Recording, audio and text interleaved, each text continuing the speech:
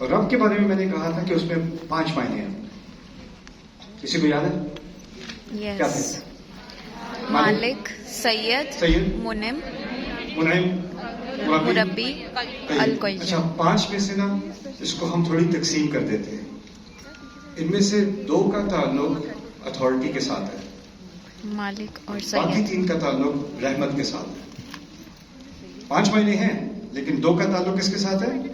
Authority کے ساتھ، اقتدار کے ساتھ. وہ 2 کون سے ہیں؟ آپ خود گیس کرو.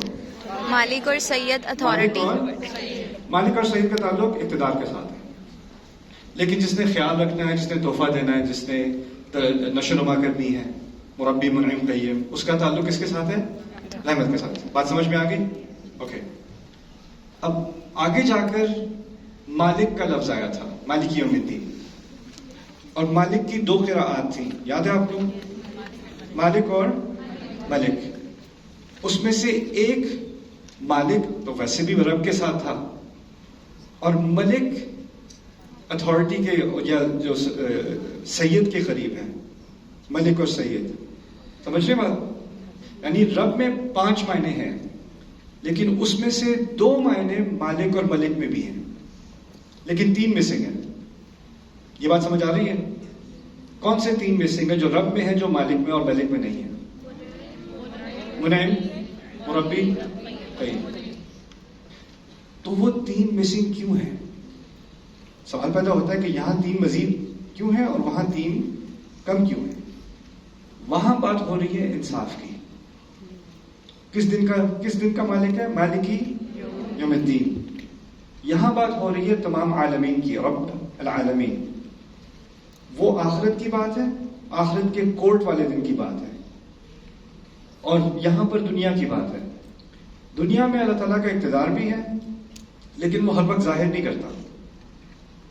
اللہ تعالیٰ کی ملکیت بھی ہے، ہر وقت ظاہر نہیں کرتا. مجھے امپریشن ملتا ہے میرا بھی کوئی کنٹرول ہے.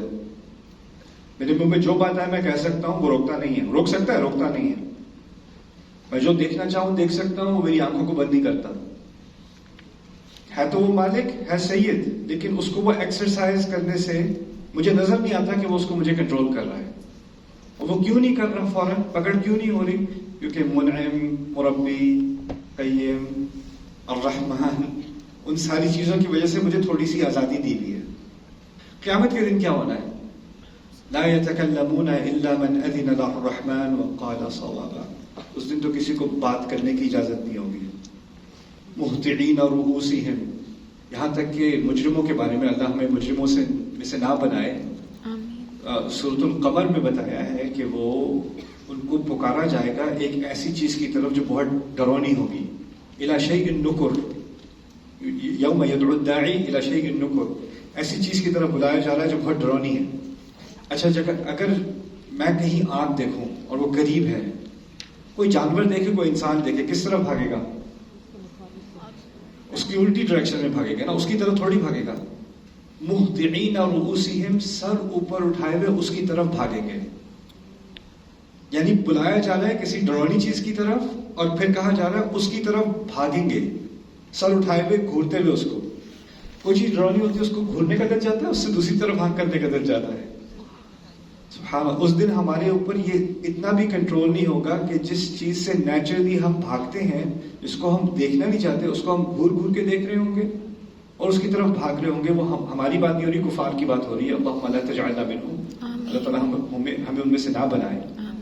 لیکن بات میں یہ کہنا چاہ رہا ہوں، اس دن وہ اپنے اقتدار کو ظاہر کرے گا. ملک ہوگا اس دن قہار ہوگا. اچھا دوسری بات یہاں پر یہ سمجھ لیں کہ یہاں پر رب تھا العالمین کا، وہاں ہے مالک یوم الدین کا. ان دونوں میں ایک عجیب سا تناسب ہے، خاص کر دین اور عالمین کے درمیان. عالمین کے بارے میں نے آپ کو بتایا تھا، تمام سوسائٹیز، تمام تاریخی قومیں دنیا جہاں میں جو آئیں، جو گزر گئیں، جو آنے والی ہیں، جو سوسائٹیز کسی بھی ملک میں ہیں، کسی بھی خطے میں ہیں، کسی بھی آئلینڈ پر ہیں، وہ تمام عالمین میں شامل ہیں. رائٹ؟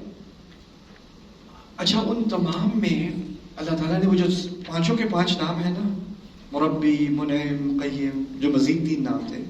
اب ہر سوسائٹی کے بارے میں سوچو، اس سوسائٹی کی ڈیولپمنٹ کیسے ہوئی؟ اس لیے ہوئی کہ اللہ ان کا مربی ہے. اس سوسائٹی کو کیا کیا ریسورسز ملے، ان کو کیا کیا چیزیں ملی، ان کے زمین کے نیچے کیا خزانے نکلے، ان کو کیسی زرخیز زمین ملی، ان کو کیسا سونا ملا، کیسی چاندی ملی، کیسی آرمی ملی، کیسی منعم، کتنی دیر تک وہ قائم رہی سوسائٹی. ہو سکتا ہے کسی سوسائٹی کی حکومت 1000 سال رہی، کسی کی 2000 سال رہی، کسی کی 100 سال رہی، کسی کی 50 سال رہی. اس دوران اللہ تعالیٰ کیا تھا ان کے لیے؟ قیم، انہیں قائم رکھے ہوئے تھا. یعنی ان تمام، اور پھر ان سوسائٹیز کے بارے میں سوچیں، کیا ہر سوسائٹی کے قانون ایک جیسے ہوتے ہیں؟ ان کے اچھے برے کی تمیز ایک جیسی ہوتی ہے؟ نہ. کسی سوسائٹی میں جو چیز اچھی مانی جاتی ہے، کسی اور سوسائٹی میں وہ بری مانی جاتی ہے. کسی سوسائٹی میں کوئی چیز جائز ہے، کسی اور سوسائٹی میں وہ ناجائز ہے. ملیشیا میں چوئنگم کھانا حلال ہے، سنگاپور میں چوئنگم کھانا حرام ہے. وہاں سڑک پہ آپ چوئنگم کھاتے پکڑے جاؤ تو آپ کو اریسٹ کر لیتے ہیں، جرمانہ ہوتا ہے. تھوکنے سے نہیں، کھانے سے. یعنی اگر جہاز میں بیٹھے کھا رہے ہو تو ہضم کرنی پڑتی ہے. سوسائٹیز کے لاز الگ الگ ہوتے ہیں نا، اور ان میں سے بہت سارے لاز، بہت سارے قانون ایسے ہوتے ہیں جو اللہ کی مرضی کے خلاف ہوتے ہیں. ایسا ہے کہ نہیں؟ اللہ کی مرضی کے خلاف قانون اور پوری سوسائٹیز ہونے کے باوجود وہ ان کا مربی اور ان کا منعم اور ان کا قیم. اچھا، سوسائٹی کا جو لا ہوتا ہے نا، اس کے لیے بھی قرآن میں ایک لفظ ہے. پوری ایک جو اس کا آئین ہوتا ہے، اس کے لیے لفظ قرآن استعمال کرتا ہے دین. جیسے سورہ یوسف میں یوسف علیہ السلام نے اپنے بھائی کو اپنے پاس رکھا ایک سازش کے تحت. یعنی ان پر الزام لگایا کہ کب ان کے بیگ میں سے نکلا، ان کے بستے میں سے نکلا، تو کہا، اللہ تعالیٰ نے خود ہی بتایا ایسا کیوں کیا انہوں نے. اس لیے کیا، ما کان ان یأخذ اخاہ فی دین الملک. ان کے لیے ممکن نہیں تھا اپنے بادشاہ کے قانون کے تحت کہ وہ ایسے ہی اپنے بھائی کو رکھ لیتے. اریسٹ کرنے کے علاوہ ان کے پاس کوئی اور چارہ نہیں تھا. تو جو بادشاہ کا قانون تھا نا، اس کے لیے کیا لفظ استعمال ہوا سورہ یوسف میں؟ دین. میں کہنا یہ چاہ رہا ہوں، جب عالمین کی بات کی گئی ہے نا، تو تمام عالم، تمام سوسائٹیز، تمام سویلائزیشنز، ان تمام کے دین الگ الگ تھے، ان کے قانون الگ الگ تھے، لیکن اللہ پھر بھی ان کا رب رہا، پھر بھی ان پہ نعمتیں کرتا رہا. لیکن ایک دن آ رہا ہے جب وہ، آپ کسی بھی قانون سے آئے ہوں، کسی بھی آئین سے آئے ہوں، ایک دن سب کو ایک ہی قانون کے تحت جج کیا جانا ہے. وہ کیا ہے؟ مالک یومی الدین. اب سختی ہو گئی. جب سختی ہو گئی تو نرمی والے 3 معنی نکالنے پڑیں گے. تو یہاں پر رب اور وہاں پر مالک. کی بات سمجھ میں آ گئی؟ تو یہ چیز، یہ بھی باریک سا تناسب ہے کہ رب کے ساتھ العالمین اور مالک کے ساتھ یوم الدین. سبحان اللہ. اچھا، اب آگے میں نے آخری بات آپ سے رات کی تھی اور کل کی تھی دوپہر کو، کہ اب ان تمام باتوں کا جو اللہ تعالیٰ نے ان 3 آیات میں کہی ہے، الحمدللہ رب العالمین الرحمن الرحیم مالک یوم الدین، اب اس کا ایک نتیجہ نکلنا چاہیے. اور قرآن اس پہلی صورت میں نہ صرف اللہ تعالیٰ اپنا تعارف کرا رہا ہے، ان 3 آیات میں تو اللہ تعالیٰ نے اپنا تعارف کرا دیا، لیکن اس پورے قرآن کا جو مقصد ہے نا، اس سے بھی ہمارا تعارف ہو رہا ہے. قرآن کی ہر صورت میں بہت زیادہ ہدایات ہیں، لیکن فاتحہ میں پورے قرآن کی ہدایات کا خلاصہ ہے.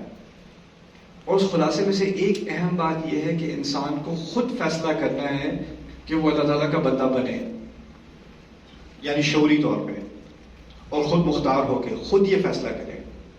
اس پہ یہ فیصلہ کسی کی طرف سے مسلط نہیں کیا جا سکتا. لا اکراہ فی الدین. دین کے معاملے میں آپ کسی پہ زبردستی نہیں کر سکتے، جبر نہیں کر سکتے، فورس نہیں کر سکتے. آپ جتنا بھی بچے کو فرض کریں تربیت کر لو، نماز پڑھو نماز پڑھو نماز پڑھو نماز پڑھو، ایک ابھی اس پر نماز واجب نہیں ہے، اس کی عمر نہیں ہوئی، ایک دفعہ اس کی عمر ہو جائے اور پھر وہ آپ کے ڈانٹنے ڈپٹنے سے نماز پڑھے، تو اس کی نیت کیا تھی؟ نیت کرتا ہوں 4 رکعت نماز امی کی وجہ سے، اللہ اکبر. یہی نیت تھی نا. ہمارے دین نے کیا سکھایا ہے؟ اعمال کی بنیاد، اعمال کا دار و مدار کس چیز پر ہے؟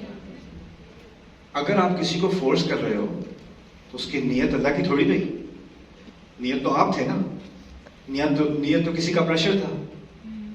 تو شروع سے ہی اللہ تعالیٰ نے کیا کہا ہے، یہاں تک کہ اللہ، کیونکہ وہ رب ہے، وہ فورس کر سکتا ہے، وہ زبردستی بھی کرا سکتا ہے. پولیس والا آپ سے گاڑی روڈ پہ زبردستی کرا سکتا ہے. آپ کو کہتا ہے کہ رک جاؤ گا، آپ کو رکنا پڑے گا. آپ کو اشارہ کرے گا رکو گاڑی، آپ کو رکنی پڑے گی. سلو کرنے کو کہے گا سلو کرنی پڑے گی.